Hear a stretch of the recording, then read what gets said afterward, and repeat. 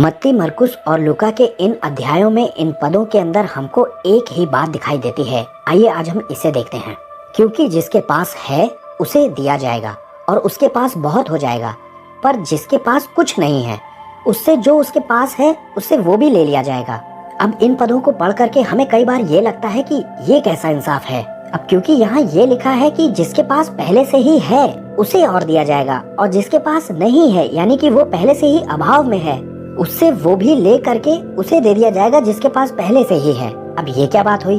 अब ये तो पढ़ने में सरासर अन्याय लग रहा है। लग रहा है कि प्रभु न्यायी नहीं है या प्रभु ठीक ठीक काम नहीं कर रहा है। ये प्रभु के काम करने का तरीका बिल्कुल सही नहीं है। लेकिन बाइबल तो ये कहती है कि क्या सारी पृथ्वी का न्यायी न्याय ना करे?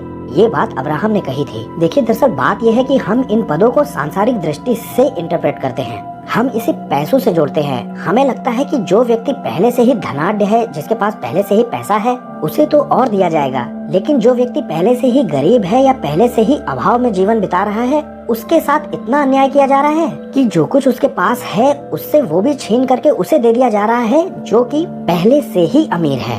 अगर आप इसे इस तरह से इंटरप्रेट करेंगे तो ये आपको अन्याय ही लगेगा प्रभु का।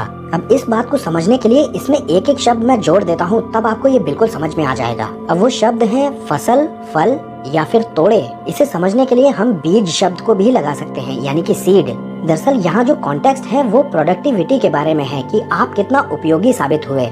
इसे ऐसे कहा जाना चाहिए कि अगर कोई व्यक्ति फसल दिखा रहा है यानी कि फल दिखा रहा है, अपनी योग्यता दिखा रहा है, तो वो दरअसल प्रभु को ये दिखा रहा है कि मेरे अंदर कुव्वत है, ताकत है कि मैं और पैदा कर सकूं। इसलिए उसे और बीज दिए जाएंगे ताकि वो और बड़ी फसल पैदा करे और बड़ा फल दिखाए प्रभु को। उसको ज्यादा देने का मतलब है कि वो ज्यादा प्रोडक्टिविटी के लायक है, इसलिए उसे और ज्यादा दिया जा रहा है, उसे बीज ज्यादा दिए जा रहे हैं। लेकिन जो व्यक्ति प्रभु को फल नहीं दिखा पा रहा है या फसल नहीं दिखा पा रहा है, प्रोडक्टिविटी नहीं दिखा पा रहा है, उसके पास जितने बीज हैं वो लेकर के उसे दे दिया जाएगा जिसके पास पहले से ही बीज हैं। यीशु ने ये बात यहूदियों से कही थी कि राज्य तुमसे छीन करके ऐसी एक जाति को दे दिया जाएगा जो और फल लाए।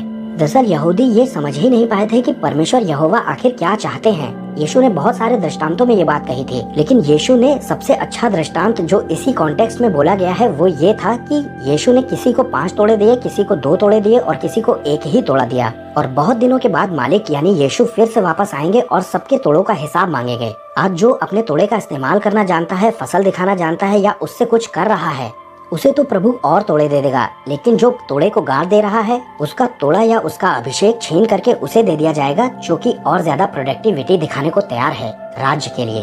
सबको जय मसीह की।